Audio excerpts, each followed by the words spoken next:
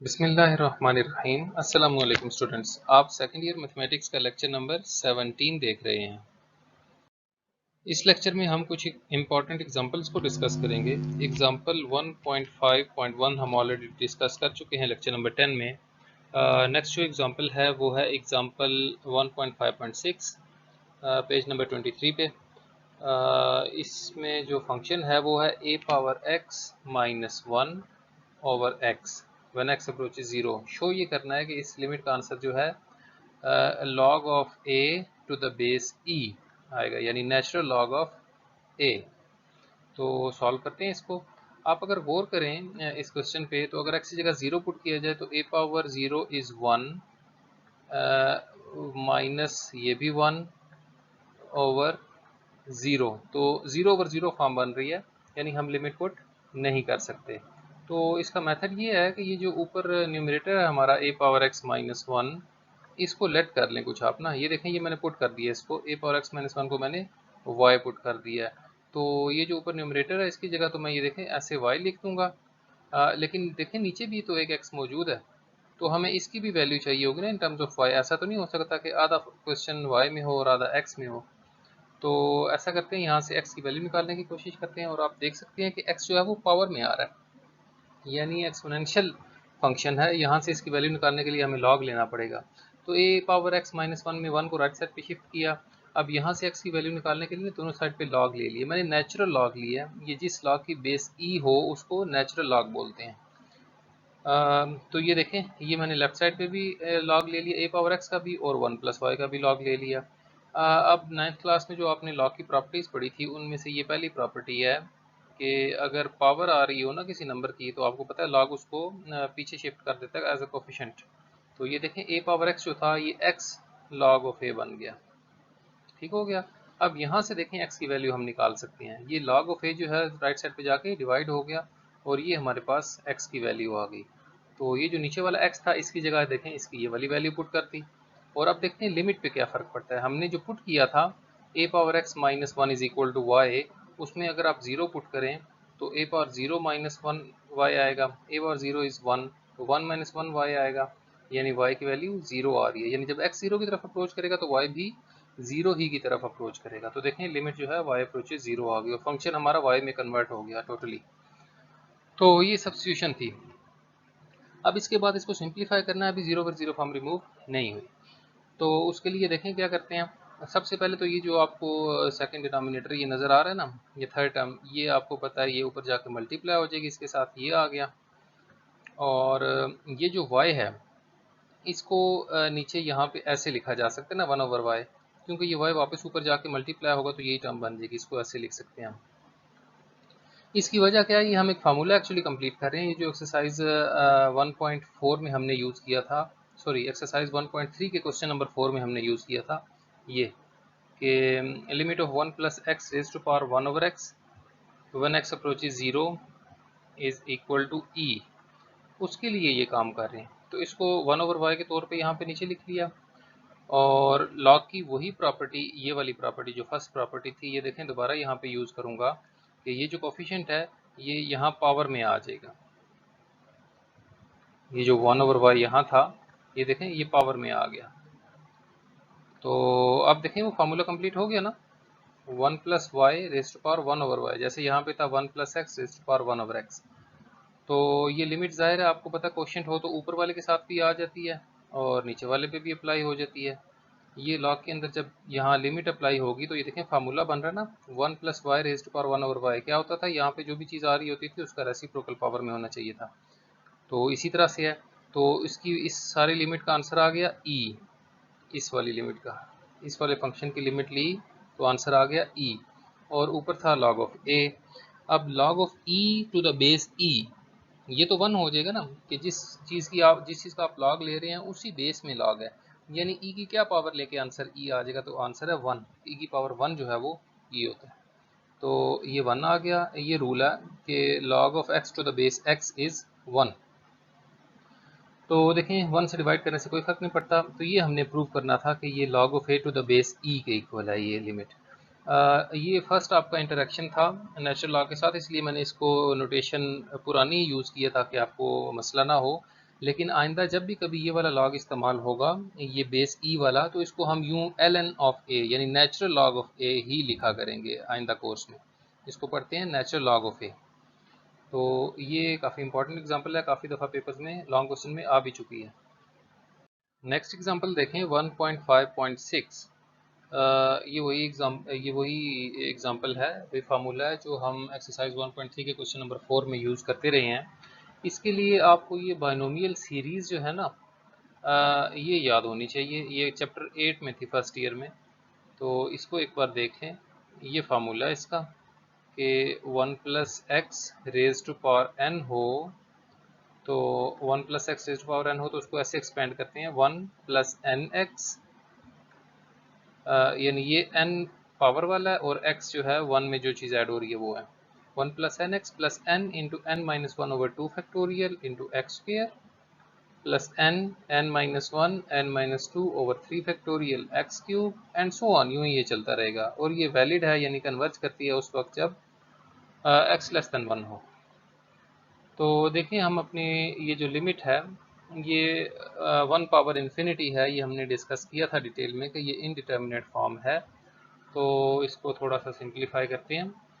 1 plus, अब ये जो फार्मूला अभी हमने बॉटम पे पढ़ा 1 plus x raise to power n, तो पावर तो n ही है लेकिन ये जो x था हमारा उसकी जगह 1 ओवर n आ रहा है।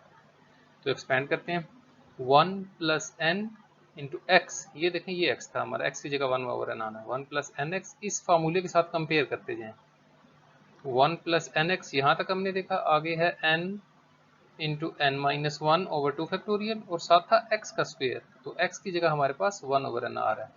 फिर नेक्स्ट था n minus one n minus two over 3 factorial और साथ था x का क्यूब, तो 1 ओवर n का क्यूब आएगा एंड सो ऑन।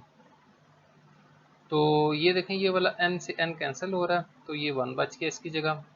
बाकी टर्म्स को भी लिख लेते हैं। ये देखें ये जो कांस्टेंट टर्म्स हैं इनको अलग कर लेते हैं और n वाली टर्म्स को इकट्ठा कर लेते हैं। ये जो 1 ओवर n स्क्वायर था इसको n into n minus one के नीचे ऐसे लिख लिया। इसी तरह ये भी कांस्टेंट टर्म अलग कर ली और n क्यूब को n वाले टर्म्स के नीचे लिख लिया। अब गौर करें, एक्चुअली ये हमने लिमिट लेनी है n अप्रोच कर रहा है इन्फिनिट की तरफ। तो अगर हम इन पे ये जो टर्म्स आपको नज़र आ रही हैं इनमें कहीं भी लिमिट पुट करें ना, तो ये इन्फिनिट ओवर इन्फिनिट फॉर्म बन रही है जो कि इनडिटर्मिनेट फॉर्म है। तो इस इन्फिनिट ओवर इन्फिनिट फॉर्म को रिमूव करने के लिए हम n कॉमन लेंगे हर टर्म में से। देखें ज़रा, ये यहाँ से n माइनस वन में से जब हम n कॉमन लेंगे तो यहाँ पे n की जगह 1 बच जाएगा और यहाँ पे n नहीं आ रहा था तो यहाँ पे n डिवाइड हो जाएगा तो 1 माइनस वन ओवर n बन गया। इसी तरह यहाँ पे भी n कॉमन लिया तो 1 माइनस वन ओवर n आ गया। यहाँ से जब n कॉमन लेंगे तो 1 माइनस टू बाई एन अंदर बच जाएगा एंड सो ऑन। अब देखें ये दो n है ना, n स्क्वेयर बन गया तो इस n स्क्वेयर से कैंसिल हो जाएगा। इसी तरह ये देखें 1 2 एंड 3, ये 3 n थे तो ये तीनों n कैंसिल हो गए। तो हमारे पास बचा क्या, यही 1 प्लस वन फिर साथ 1 बाई टू फैक्टोरियल इंटू, ये देखें n कैंसिल हो गए 1 माइनस वन बाई एन यहाँ से बच गया। नेक्स्ट 1 बाई थ्री फैक्टोरियल अलग कर लिया, 1 माइनस वन बाई एन और 1 माइनस टू बाई एन यहाँ से बच गए। अब हमने infinite over infinite form remove कर दी है, अब इसमें लिमिट अप्लाई कर देते हैं। ये देखें लिमिट अप्लाई कर दी दोनों साइड्स में। जब लिमिट अप्लाई करेंगे देखें n अप्रोच कर रहा है इन्फिनिट की तरफ, तो जब n इन्फिनिट की तरफ अप्रोच करेगा तो 1 ओवर इन्फिनिट जो है वो जीरो बन जाएगा। ये देखें 1 माइनस वन बाई एन को जीरो लिख दिया। इसी तरह नेक्स्ट में भी 1 बाई एन को जीरो और 2 बाई एन यानी 2 बाई इन्फिनिट जो है वो भी जीरो। तो हमारे पास क्या बचा 1 प्लस वन यानी 2 plus 1 by two factorial into one, 1 by three factorial into one, इसी तरह 1 by four factorial into one, 1 by five factorial into one, 1 by six factorial. तो हमारे पास ये सीरीज बच जाएगी 2 plus 1 by two factorial plus 1 by three factorial. इसको जहाँ तक भी आप लिखना चाहें, जितनी ज़्यादा टर्म्स लिखेंगे उतना एक्यूरेट आपका आंसर आएगा। तो मैंने इसको ये 1 बाई सिक्स फैक्टोरियल तक लिखा है जिससे मुझे 3 डेसिमल प्लेसेस तक जो है ना ई की वैल्यू मिल गई है। आप इसकी 2-3 टर्म्स और लिखें तो 4 डेसिमल प्लेसेस तक आप इसको अप्रॉक्सीमेट कर सकते हैं। तो ये अप्रॉक्सीमेट वैल्यू है ई की। तो इस तरह से ये लिमिट थी जो ई की तरफ अप्रोच कर रही है। अभी जो हमने फार्मूला प्रूव किया उसी की मदद से नेक्स्ट एक और फार्मूला डिड्यूस करते हैं। ये वही फार्मूला है जो हमने एक्सरसाइज 1.3 के क्वेश्चन नंबर 4 में अप्लाई किया था। देखिए हमें पता है अभी हमने प्रूव किया कि limit of 1 plus 1 over n raised to power 1 over n when n approaches infinity is equal to e. तो हमने प्रूव करना है 1 प्लस एक्स की पावर 1 ओवर एक्स। तो हम करते ये हैं कि ये जो 1 ओवर एन की जगह आप देख सकते हैं यहाँ पे एक्स आ रहा है और जहाँ पे n था वहाँ पे 1 ओवर एक्स आ रहा है, यानी इनमें रेसिप्रोकल रिलेशन है। तो हम करते यूँ हैं कि ये जो लिमिट थी हमारी जो भी हमने प्रूव की 1 plus 1 over n raised to power n, इसमें n की जगह 1 ओवर एक्स पुट कर देते हैं। n की जगह जब 1 ओवर एक्स पुट करेंगे तो रेसिप्रोकल लेंगे तो 1 ओवर n की वैल्यू आ जाएगी x, उल्टा दें दोनों साइड को। और लिमिट पे देखते हैं क्या फ़र्क पड़ता है। लिमिट हमने जो भी फार्मूला प्रूव किया उसमें n इन्फिनिट की तरफ अप्रोच कर रहा था। तो जब n इन्फिनिट की तरफ अप्रोच करेगा तो यहाँ पुट करके चेक कर सकते हैं 1 ओवर इन्फिनिट जो है वो 0 आएगा, तो x की वैल्यू जो है वो 0 की तरफ अप्रोच करेगी। तो हमारी लिमिट क्या बन जाएगी, ये देखें, ये 1 ओवर n की जगह हमने लिख दिया x और ये जो पावर थी n इसकी जगह आ गया 1 ओवर x। और लिमिट हमने देखा जब n इन्फिनिट को अप्रोच करता है तो x 0 की तरफ अप्रोच करता है। अब इक्वेशन 1 में वही फार्मूला लिखा है मैंने जो प्रूव किया था हमने, इसकी जगह इसकी वैल्यू पुट कर दी जो कि e थी और राइट साइड पे हमारा वो रिक्वायर्ड एक्सप्रेशन है limit of 1 plus x raised to power 1 over x when x approaches 0। तो ये प्रूव हो गया कि ये लिमिट जो है ये e के इक्वल होती है। जस्ट रेसिप्रोकल पुट करना था n को 1 ओवर एक्स, तो आपको रिक्वायर्ड रिजल्ट मिल जाएगा। नेक्स्ट हम बहुत इंपॉर्टेंट एग्जांपल की तरफ मूव कर रहे हैं। उसके लिए एक थ्योरम है सैंडविच थ्योरम। सैंडविच थ्योरम ये है कि let f, g and h be functions such that f of x is less than or equal to g of x and g of x is less than or equal to h of x for all x in some open interval containing c except possibly c itself।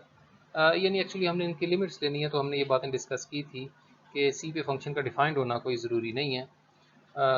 तो ये relation जो है किसी भी open interval पे defined हो जो सी को कंटेन कर रहा हो, सी पे बेशक डिफाइंड ना हो।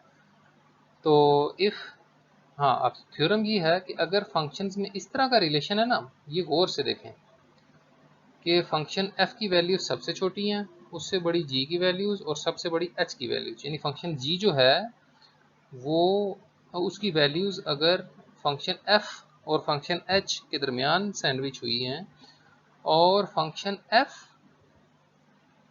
और फंक्शन h इनकी जब लिमिट ली जाए, अगर इन दोनों की लिमिट सेम नंबर को अप्रोच कर रही हो, ये बात गौर से सुने कि ये जो बाउंड्री वाले हैं एक्सट्रीम फंक्शंस हैं, f ऑफ x की लिमिट और h ऑफ x की लिमिट अगर एक ही नंबर को अप्रोच कर रही हो तो उनके दरमियान में जो फंक्शन है जाहिर है वो भी उसी लिमिट को अप्रोच करेगा, उन दोनों के दरमियान सैंडविच हो जाएगा।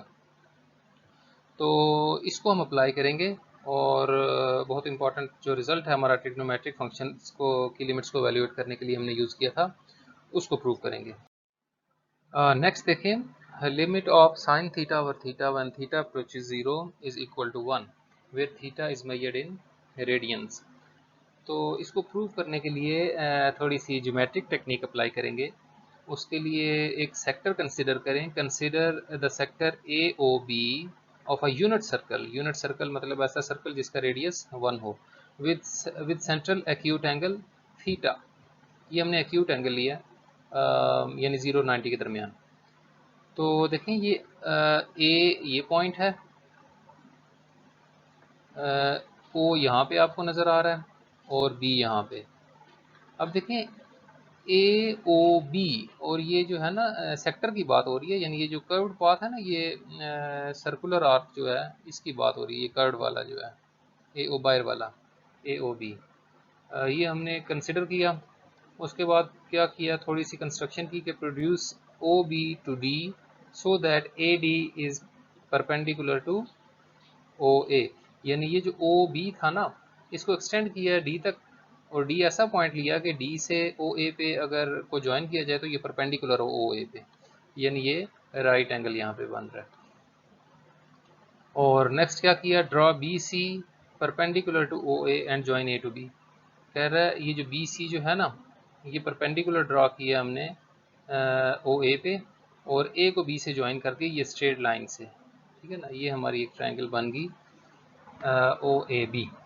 तो अब देखते हैं हम असल में एरियाज़ कैलकुलेट करेंगे।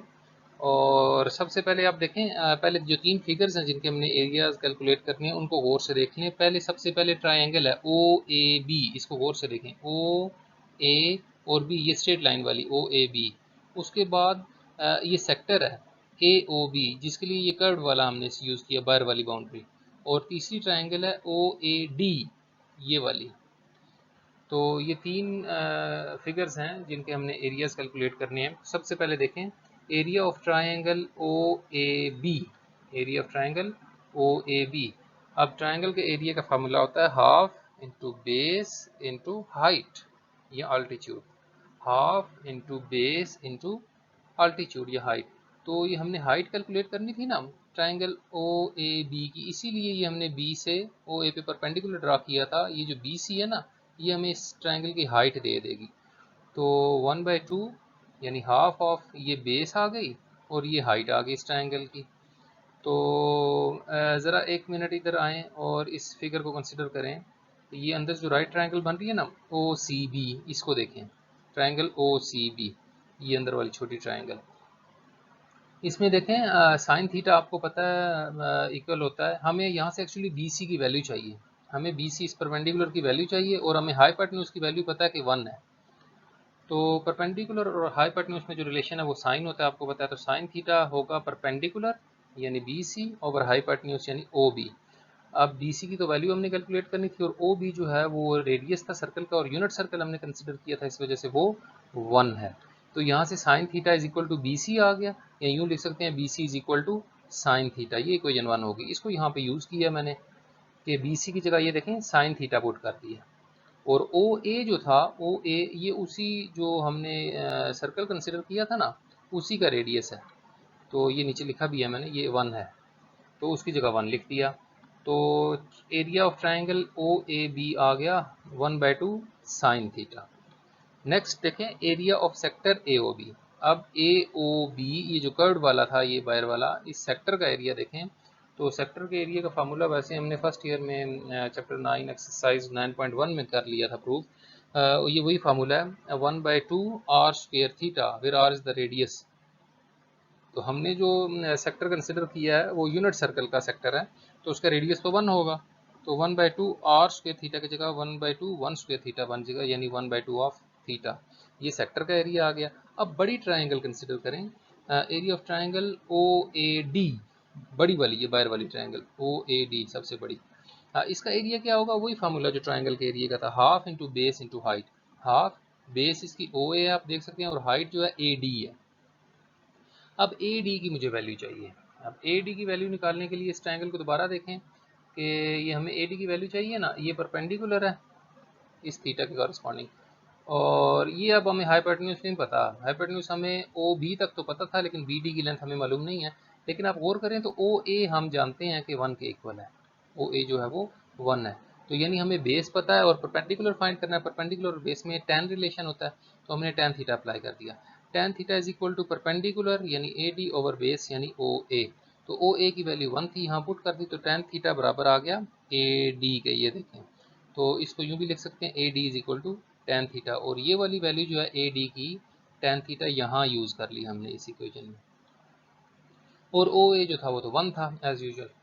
तो 1/2 tan थीटा ये बड़ी ट्रायंगल का एरिया आ गया। अब फिगर में हम देख सकते हैं सबसे छोटी ट्रायंगल है ओ ए बी, जो स्ट्रेट लाइन से बन रही थी, ए बी से स्ट्रेट लाइन जो थी ना उस तक ओ ए बी, और उससे बड़ा area of sector O A B. Area of sector A O B जो है ना, ये यहाँ तक कर्व्ड लाइन तक, ये जो कर्व्ड आर्क थी ना, सर्कुलर आर्क थी वहाँ तक। और सबसे बड़ी ट्रायंगल है उसका एरिया सबसे बड़ा होगा ओ ए डी वाली। तो इनकी वैल्यूज पुट करते हैं। ए ओ बी का जो एरिया हमने अभी कैलकुलेट किया वो 1/2 साइन थीटा आया था, ये यहाँ पे ये वाला। फिर 1/2 थीटा ये एरिया आया था सेक्टर का, और 1/2 tan थीटा बड़ी ट्रायंगल का एरिया आया था। तो थीटा हमने क्योंकि एक्यूट लिया है, तो साइन थीटा जो है आपको पता है फर्स्ट क्वाड्रेंट में पॉजिटिव होता है, तो पॉजिटिव नंबर से डिवाइड करने से इनइक्वालिटी को कुछ भी फर्क नहीं पड़ता। तो हमने दोनों ये जो पूरी इनइक्वालिटी है इसको डिवाइड कर दिया 1/2 साइन थीटा से। अब इससे क्या होगा, ये जो 1/2 साइन थीटा था ये तो पूरा कैंसिल हो गया, 1 आ गया।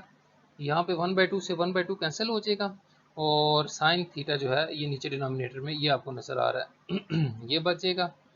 और यहाँ से 1/2 साइन थीटा से डिवाइड करेंगे तो 1/2 कैंसिल हो जाएगा। tan आप जानते हैं कि साइन ओवर कॉस होता है, तो साइन तो कैंसिल हो जाएगा, यहाँ से कॉस बचेगा। ये चीज़ आ गई। अब देखिए हमने इसको थीटा ओवर साइन थीटा को सैंडविच कर लिया 1 और 1 ओवर कॉस थीटा के दरमियान, लेकिन हमारी जो लिमिट है वो है साइन थीटा ओवर थीटा, तो इसको रेसिप्रोकल चाहिए हमें। तो जब रेसिप्रोकल लेते हैं तो इनइक्वालिटी जो है वो रिवर्स हो जाती है ना, उसका साइन रिवर्स हो जाता है। ये जो लेस देन था ये देखें ग्रेटर देन चेंज हो गया, इसका डायरेक्शन चेंज हो गई। तो इनके हमने रेसिप्रोकल ले लिए, सबके 1 का रेसिप्रोकल 1 होता है, थीटा ओवर साइन थीटा का देखें साइन थीटा ओवर थीटा बन गया, और 1 ओवर कॉस थीटा जो था वो कॉस थीटा ओवर 1 बन गया। अब देखें यहाँ पे सैंडविच थ्योरम अप्लाई करेंगे हम। अभी हमने सैंडविच थ्योरम पढ़ा कि साइन थीटा ओवर थीटा जो है इन दो फंक्शंस के दरमियान सैंडविच हो गया है। अगर इन दोनों फंक्शंस की लिमिट वन थीटा अप्रोचेस 0 किसी एक ही नंबर की तरफ अप्रोच कर रही हुई, तो साइन थीटा भी फिर उसी नंबर की तरफ अप्रोच करेगा। अब ये तो कांस्टेंट है 1, इसकी लिमिट जो भी लेंगे आप ये 1 की तरफ ही अप्रोच करेगा, ठीक हो गया। अब कॉस थीटा की लिमिट 0 की तरफ लें ज़रा, वन थीटा अप्रोचेस 0, आपको पता है कॉस 0 पे 1 होता है। तो देखें सैंडविच थ्योरम अप्लाई हो गया ना, कि लेफ्ट वाला फंक्शन जो है वो भी 1 की तरफ अप्रोच कर रहा है, राइट वाला फंक्शन जो है वो भी 1 की तरफ अप्रोच कर रहा है, तो दरमियान वाला जो फंक्शन है जो कि सैंडविच हुआ था इन दोनों के दरमियान, वो भी फिर 1 को 1 को ही अप्रोच करेगा। ये देखें, ये ऐसे सैंडविच थ्योरम अप्लाई किया और इस तरह से हमारी इस लिमिट का आंसर 1 आ गया। तो ये थी कुछ इंपॉर्टेंट एग्जांपल्स। यहाँ हमारा चैप्टर 1 क्लोज हो गया।